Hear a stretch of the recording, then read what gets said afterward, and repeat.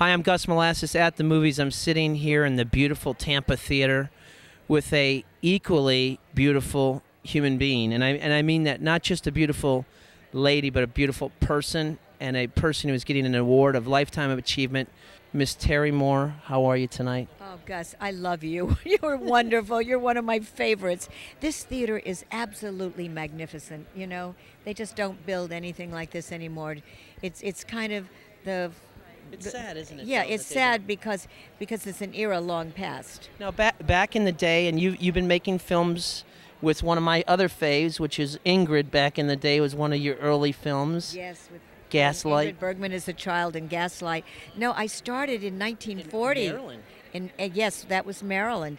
And then Gaslight, I played Ingrid Bergman as a child. Right. 44, wow. But now, to see a film in this kind of venue, isn't that the way it's supposed to be? Oh, yes. I think this is even more beautiful than the Grauman's Chinese, isn't it? Absolutely. Yeah. Nothing touches it, does it? Yeah, you lose something with these cineplexes of today. Oh, no. You know, well, you lose them with the motion pictures because, as I was saying, Gus, the Jack Warner and Daryl Zanuck and Louis B. Mayer and Harry Cohen, they were, and Adolf Zucker, they invented motion pictures. They were movie makers. They knew how to make movies. And they weren't just there to make money. They were there to make great movies. Today, it's corporations. They were movie people, and, Yeah. and you said something earlier. It was a family for you. Yes. Take me through that, if you would.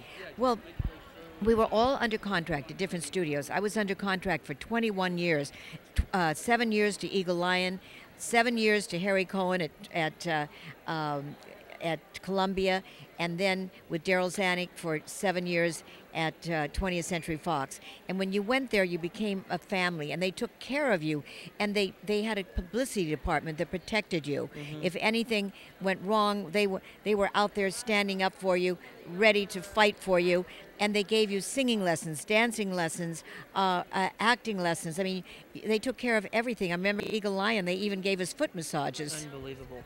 Now, you picked the Oscar winner this year. You vote with the Academy. Yes, you I picked did. Best Picture. You didn't just jump on the train late. You were. No.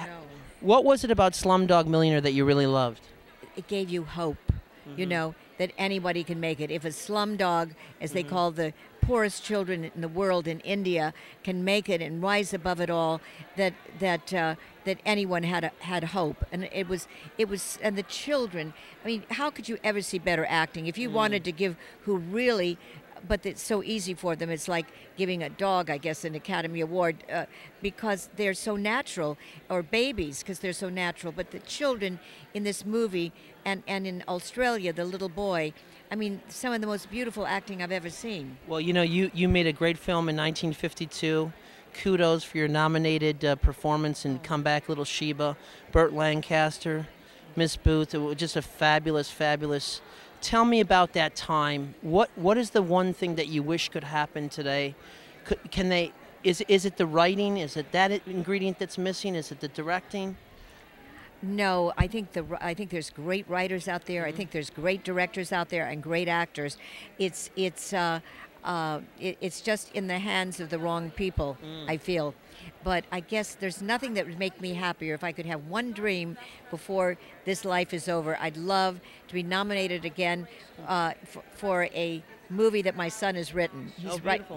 He's writing a movie, this next one, that has a great role for me in it. And I can't think of anything better than if he'd win and I'd at least get nominated again. That would be a great thrill. I would love to see that. You know, congratulations tonight. Thank and you. I'm going to give you one last question. It's kind of my desert island pick. Your 2 or 3 movies that you take with you to the next place, to the next life.